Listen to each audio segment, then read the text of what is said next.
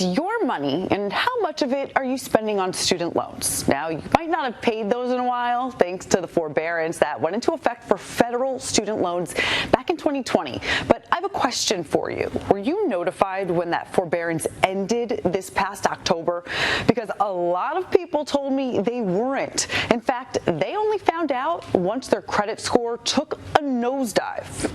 I just recently got married, and we're starting to look at the home buying process that's already overwhelming just with the housing market as it is now. For Molly Bird and her husband, their search for the perfect Cape Coral home is now on hold indefinitely because of her credit. A 49-point drop, it literally made my heart sink because it's like you have to really be on your P's and Q's when you're in the process of looking for any large purchase at all. You know, creditors are always looking at all of the smaller details. Bird says she only found out her student loans had gone out of forbearance when she saw that drop.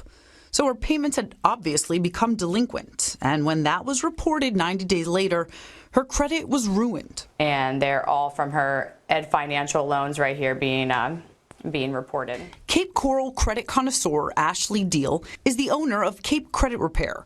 She says 30% of her clients here in Southwest Florida experienced the same thing. In fact, 2.2 million borrowers in the U.S. had their credit scores dip by 100 points since the Department of Ed started reporting loan payments to credit bureaus back in October. You can be late the first 30 days, the first 60 days, and nothing will be reported to your credit report. So a lot of people got hit with their first 90-day late payment in February of this year.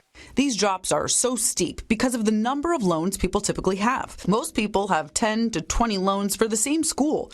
So it's 90-day late payments for several different accounts. And this has had some serious repercussions for her clients. And essentially disqualify them for getting mortgages, getting credit cards. If they were in the process of closing on a house, then that is completely done. It's an afterthought now. Okay, but there is some good news for us here in the Sunshine State, or should I say the Hurricane State, because there are provisions in place for borrowers impacted by natural disasters. You don't have to lose your home or submit any proof of damage to qualify, but you do have to provide proof you were living somewhere during a natural disaster, like Hurricanes Helene or Milton.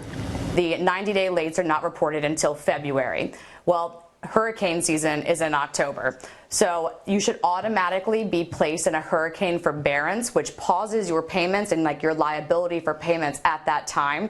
Be aware, though, this natural disaster forbearance only buys you another 90 days. Now, Ashley says if you weren't automatically placed in that natural disaster forbearance, you have to call your creditors immediately. You'll need to provide your zip code, but remember, this only buys you an extra 90 days until your credit is reported. It does, however, nullify any prior delinquencies. She also says this is just one of those situations that'll only get worse the longer you ignore it. So call your creditors. In the studio, Emily Young, Fox 4.